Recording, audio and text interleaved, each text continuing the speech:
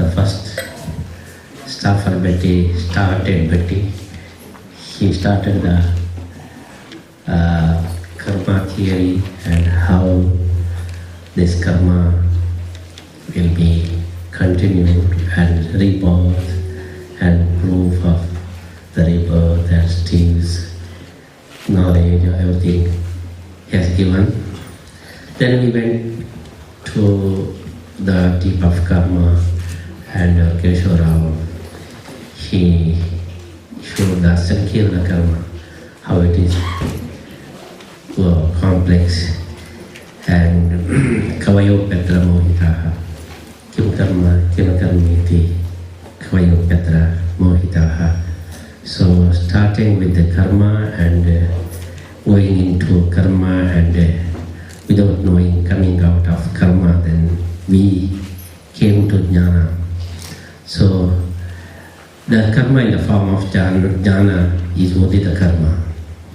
If there is no form of Jnana, it is not considered as karma. So karma, we can see the spandana, it is not considered as karma, because karma is two kinds of karma we can see. The spandana is also the karma, but it is not sadhana.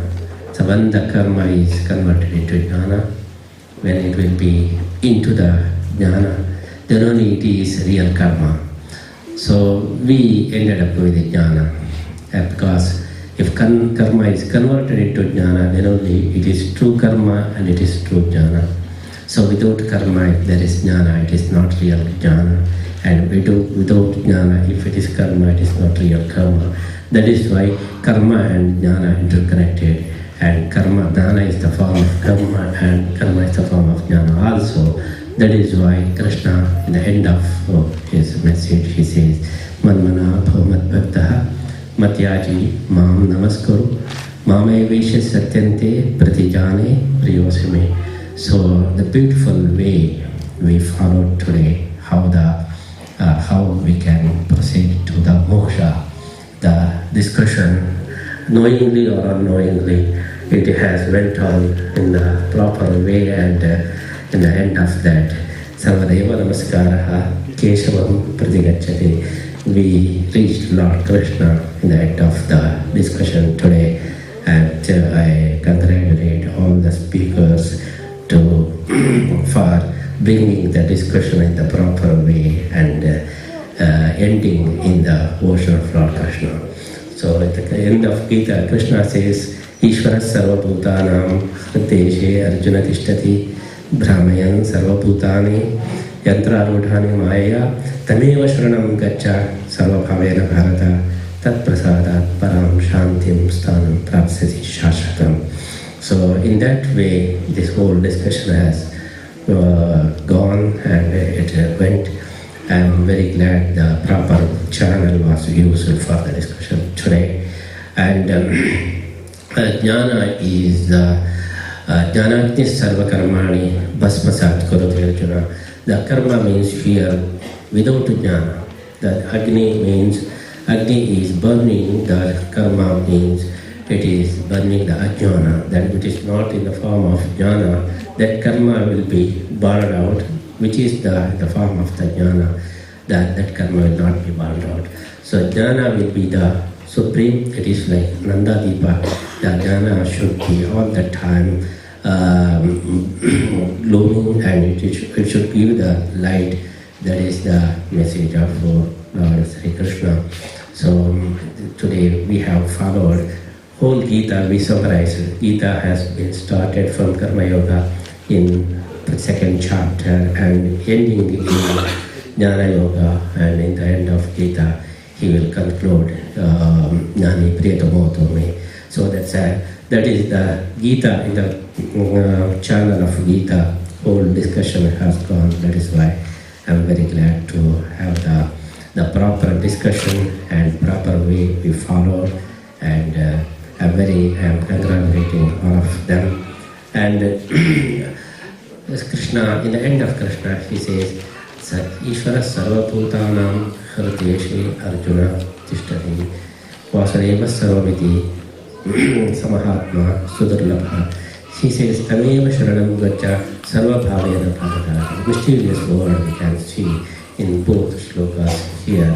And if you go through all this message, then only you will find the true message of Lord Krishna. So I'm very glad to conclude this discussion.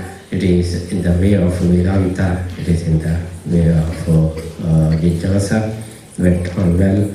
I am congratulating all three speakers here today.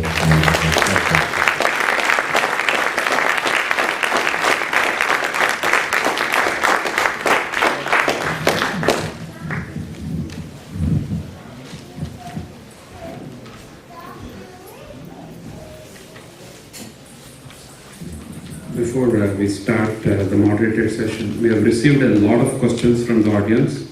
Thank you so much for that. We have tried to group the questions in certain categories. So if your question is not heard, again, it's not a criticism on your question at all. What we have just tried to do is group it together, and we'll have probably more than one speaker answer that question. But before I do that, a word of big thanks, and I want all of you to applaud Sri K. Dwarkanath, who has taken the effort to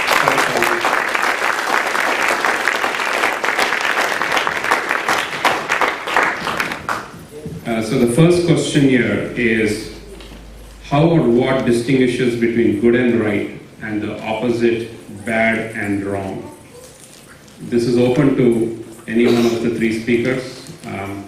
You can decide who wants to go first. If not, I'm not shy to call it. Okay, Yajna Sugunendra, it's yours. Because of modesty, I didn't want to offer to answer. Not because I want to debate that. Good and bad are always guided by dharma as given in the scriptures. All others are subjective. I'll give a simple example. The scriptures say, Satyam bruyat, Priyam bruyat, Na bruyat Satyam apriyam, Priyancha nanrutam bruyat, Tasya yed sanatana deshayava sanatana. Satyam bruyat, tell the truth. Very simple. Always tell the truth. Priyam bruyat, tell what is liked. Many times truth is not liked by our own selves. Nabruyat satyam apriyam. Do not say the truth if it is not liked. Very clear. Tell what is liked. Do not tell the truth if it is not liked. Priyancha nanrutam. Nanrutam double negative. Priyam and satyam. Nanrutam is satyam. Cha bruyat. Tell only that. How much of conflict? He alluded to an example of some robbers and all that. This is where the sukshma, the subtle aspect of dharma has to be followed. If you just go by textbook, you will just say Satyam, Satyam Bruyat, I will tell the truth. But Poimayam Vaimayadatte, there is a statement in Tamil. Even if you tell a lie, it also becomes true depending on the context. Who will tell you that? That is where we need to, the dharma viveka should be there. It should be guided by dharma only, not any subjectivity. Why scriptures always tell us lead a pious life, good life, and always go to scholars and dharmishtas? Durlabam prayame vaitat, Viveka Shankaracharya says, Devanugraha yetukam. This can come only by Devanugraha. Which are the three? Manushyatvam, Mumukshutvam, Mahapurusha Samshraya. To be born as a human being.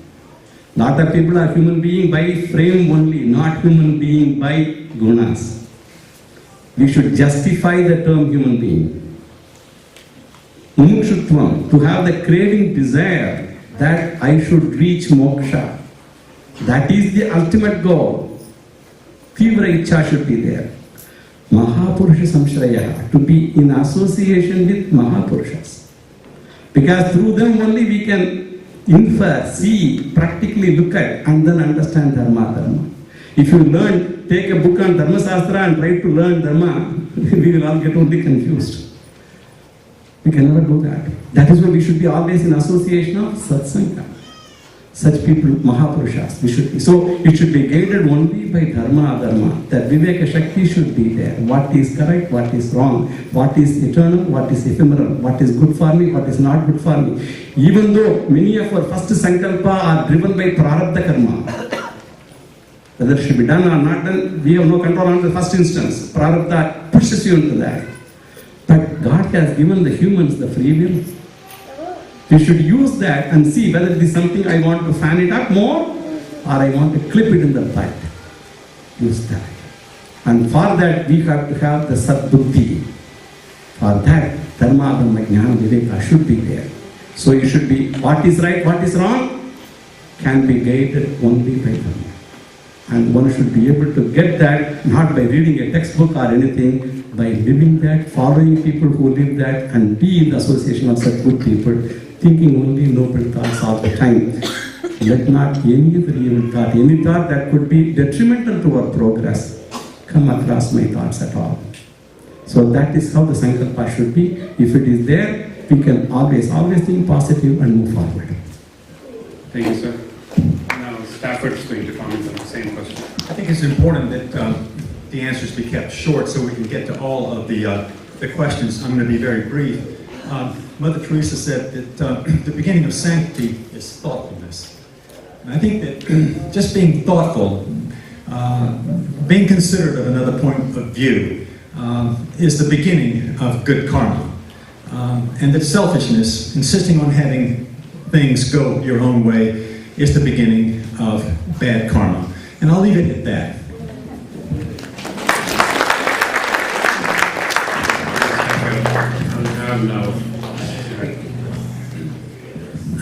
Another quick crisp thing about this, nasato vidyate bhavo, na bhavo vidyate stha. If something is good or bad, to know that what comes out of it, if you know what comes out of it is bad, then that's bad. What comes out of it is good, then is good. So based on the result, you can conclude as good or bad. So from good, only good can happen. From bad, only bad can happen. You can keep the mic back. The next question is to you. Why should we worry so much about what is karma and what it leads to? Basically, the questioner is asking the intent of why even bother about all this. The reason we have to worry about the karma is unless we know the root, where it comes from, then unless we know that we don't have the full benefit. For example, to know that I mentioned karmano yavibodhavyam bodhavyam karmana akarmanastu bodhavyam. One of the interpretations is like Acharya Mattha says, karma naha mattaha. So to know about the karma will lead us to know about the Lord's working hand in the process of the karma. To understand that, we have to understand the karma. Unless we understand the structure of karma, we do not understand how Lord operates the karma. So everything that leads to right understanding of the Lord, that's what is essential. And in the same direction, for proper understanding of karma leads to proper understanding of the Lord. So that's the main purpose of understanding the Lord is the main purpose of it.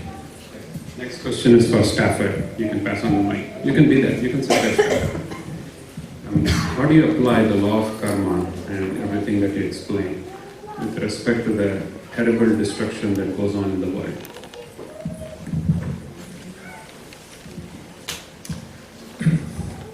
Well, I begin with free will. Obviously, if there's no such thing as free will, then there's no karma of any kind. I'm not exactly sure what the question is getting toward. It seems to me that wherever there is monstrous evil, there are human hearts that are deeply damaged and have chosen, for whatever reason, a destructive solution to whatever the problem is felt to be. ISIS is a good example of what's going on today in the world. What leads to such monstrosities as this, I really don't know. I'm going to leave it at that. Next is to Jnaana. I'll ask the question, sir. If everything is pre-decided by Sri Hari, why worry about karma? Actually, to say everything is pre-decided by Sri Hari is not a correct way of putting that. What I am today, I have to only go and look at the mirror to find out what is the cause for me to be like this today. My own karmas, whatever meritorious, not meritorious, that has given me this particular janma. Sri Hari is only karma pala data. He doesn't think, oh, this person is dear to me, let me give him a better life. This person is not dear to me, let me not. He has no dvesha, no liking. That is Lord. So he has not given us this. We have got ourselves whatever we are today. So it is not Sri Hari is giving, it is our own making of what we are. Thank you. Next question is to Stafford. Stafford, how do you apply your research or Stevenson's research to non-human beings? To non-human beings, it's interesting that I think 3 out of the thousands of cases involves a memory by a little child of being an animal in a previous life. Only 3. Those cases are exceptionally unusual, and let me start with that. Stevenson's research does not deal with animal psychology. It doesn't deal with animal memories of previous existences, or with children who remember being an animal, except in these 3 cases. He didn't expect anything like that to come up. He has no theory, he has no feelings about whether or not we were all animals in some previous birth. And I think that's what this question is getting at. So my answer is that he and his research has nothing to say about that typical Hindu belief. I personally think it's likely that we were animals at some point and that we have evolved up towards human status. But his research does not deal with that. I'll leave it at that. The next one is for Keshava Tadpathriji.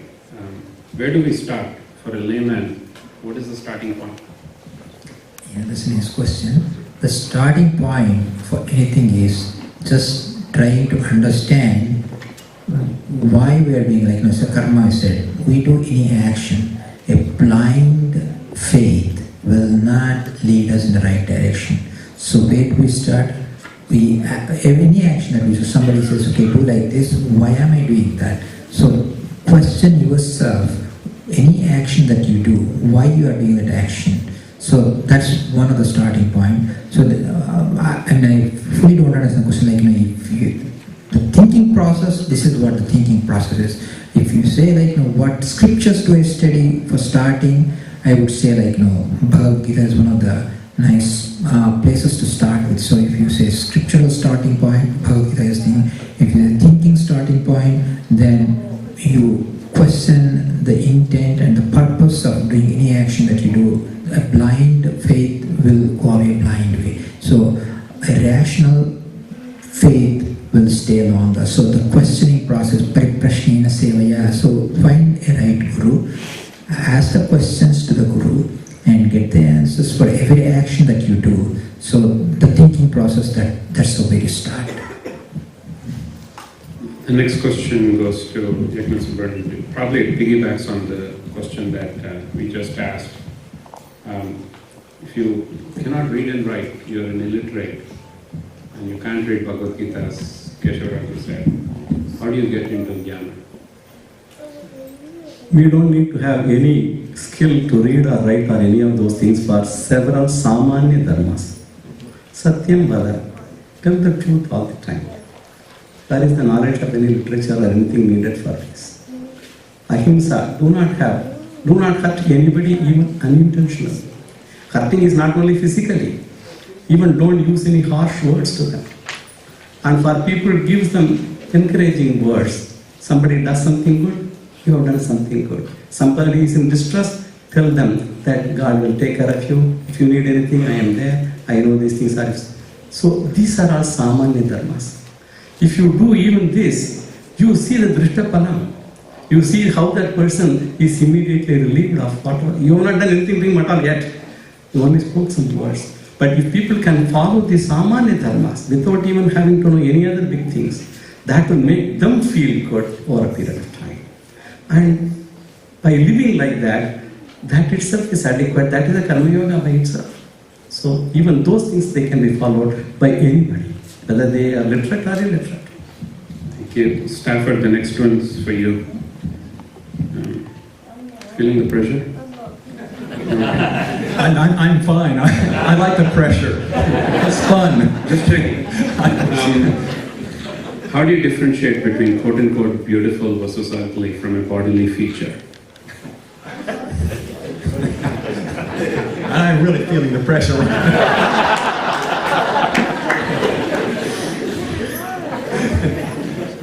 For one thing, I look at the picture of myself when I was 25 and compare it to where I am right now.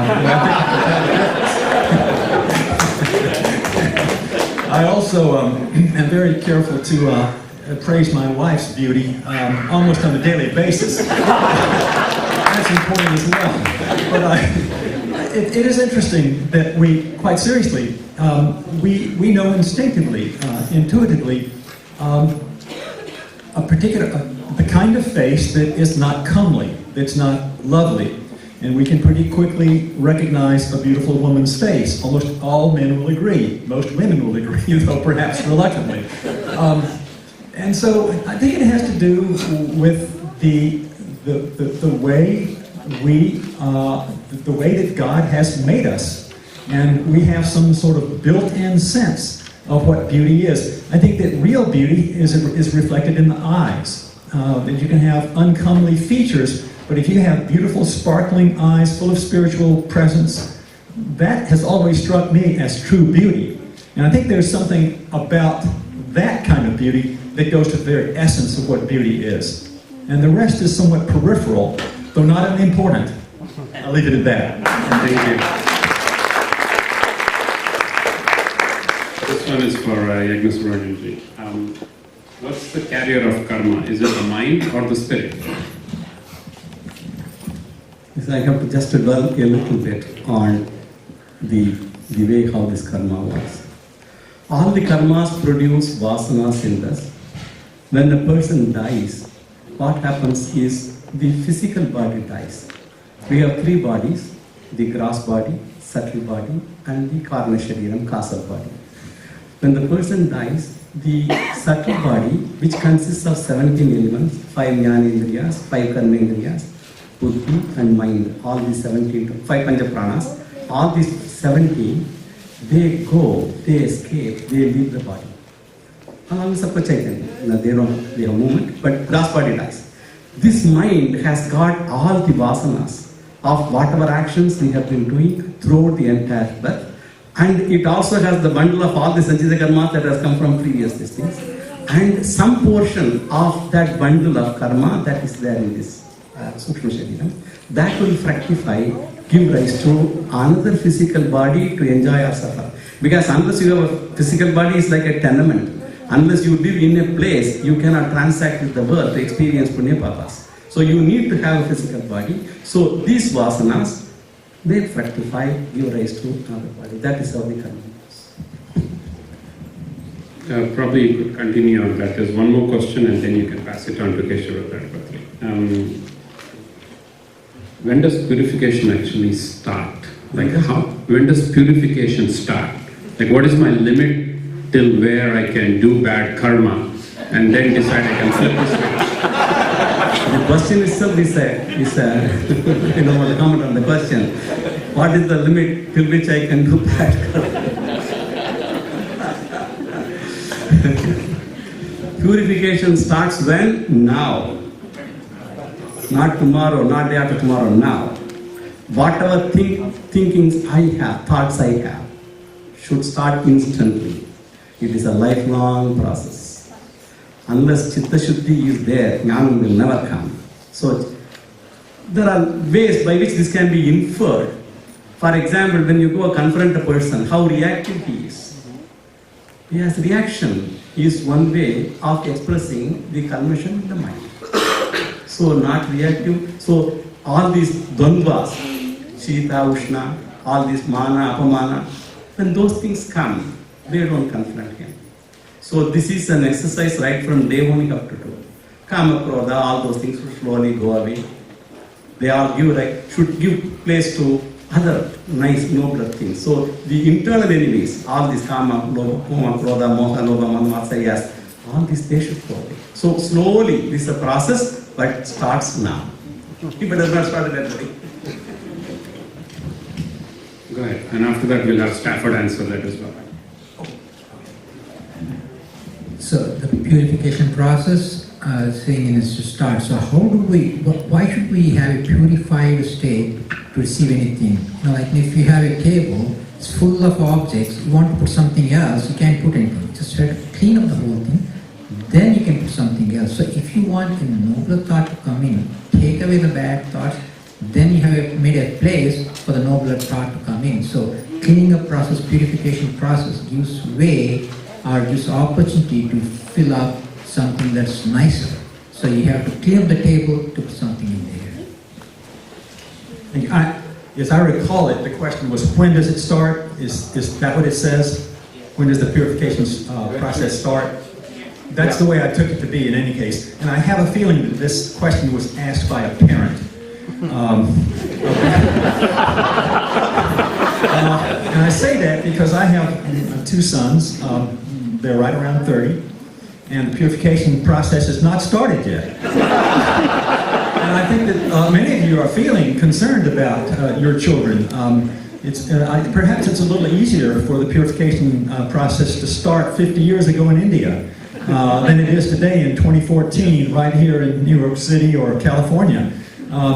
There are so many more distractions, and there's almost no time to get around to religion or spiritual achievement. And I see that in my sons, and all I can say is that I pray for them. Every now and then I drop a little hint, a little pearl of wisdom comes out of their father's mouth, but they're not really interested quite yet in what I think is critically important about what's most important to achieve in human life. My guess is that in the second half of life, they'll become a little bit more interested in that, and I hope that's true of your children. The next question is to Mr. Sugunendra, and after that I'll have Tirtha also respond to that. How can apara karma, Shraddha, etc. Shraddha, can affect and benefit the ones who have passed and also living now? These apara karmas have twofold intentions. They reflect your Shraddha. So it's called Shraddha. Shraddha, your faith, your own belief, your own gratitude to your ancestors. So that is the thing. So we have to show our gratitude. So otherwise we will die as Runis. So for that we have to, this is Pitra Karmas, have to be shown to our Pitra Karma, the Pitra Runam, whether we like it or not, we are born with 3 Runams, Deva Runam, Pitra Runam, Rishi Runam. Pitra Runam goes away by giving rise to good children and also to do all these ancestral rites, namely Shraddha Karmas and all. How do they benefit the departed? The departed have already got whatever gati they have to get based on their own Punya Papa Karmas. That's there already. But here this is like sending a money order to somebody in some other place. In India, we go to the post office and give $100, 100 rupees as money order to be sent to somebody in the village. The postman, the postal clerk gets the money and the money gets delivered in wherever they are, not the money that you gave. The money, some equivalent is delivered there in that place. The same way in our faith, whatever we do with Shraddha benefits the departed soul in whatever birth they are, in whatever place they are, benefits them, that is the belief. So one is to make sure that we don't die as Runis, we do it as a mark of gratitude for whatever they have done to me. And second thing is, whatever birth they are, we believe that by doing this, it is going to help them in whatever way it can.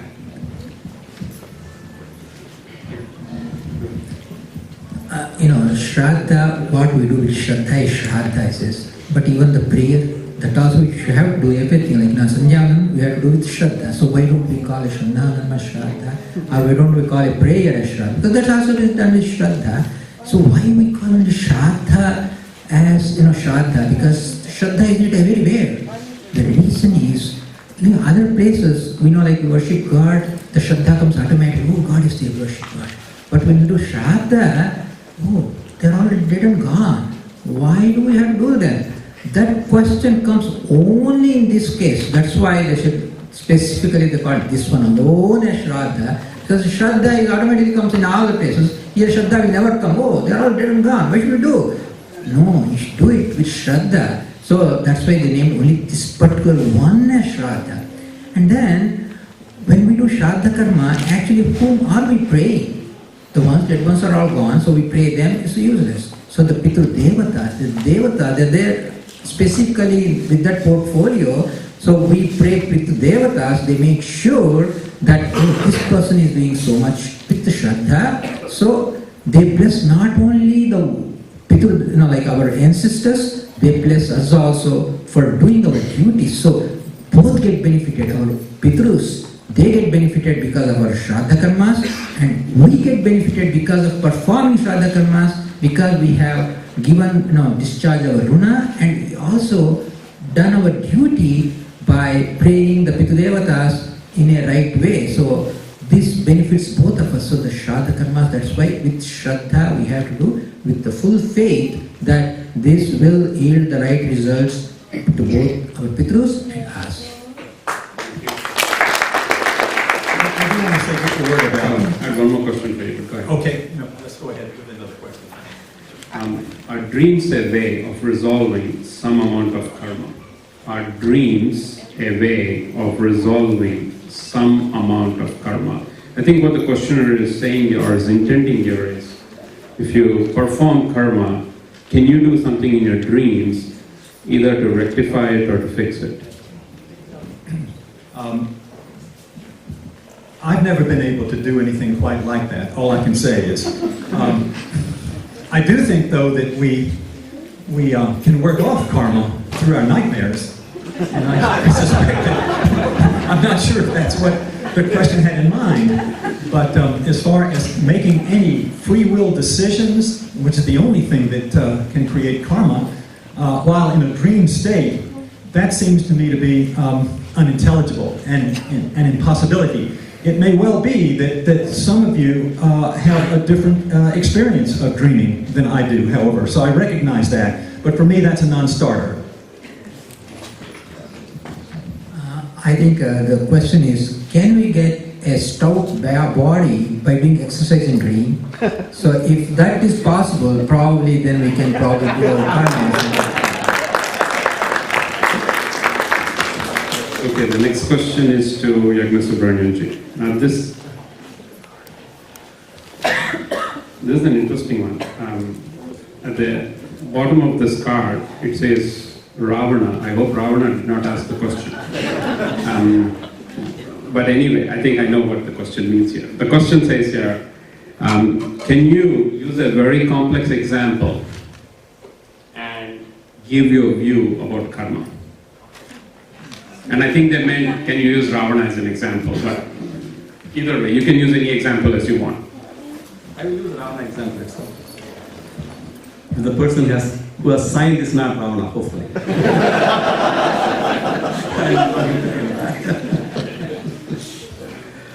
Ravana was a great person.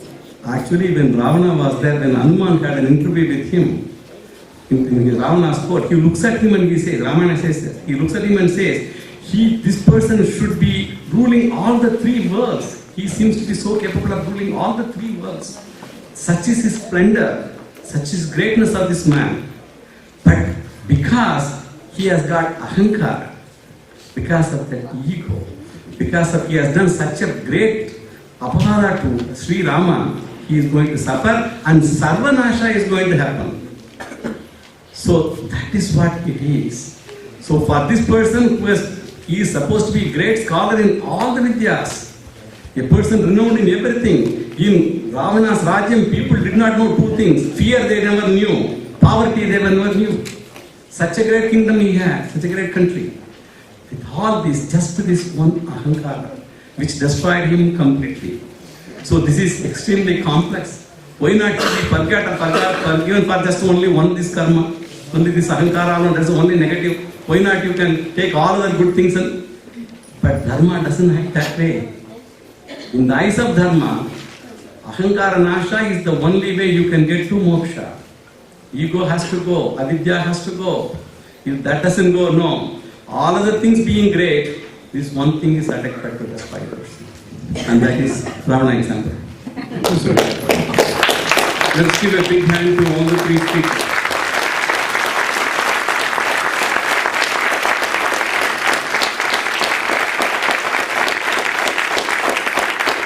At Krishna Vrindavana, not only do we believe in a satisfying mind, we also believe in a satisfying stomach. So it's time for prasada. We'll wait for a couple of minutes. Yeah, we'll wait for a couple of minutes before that is served, and in those few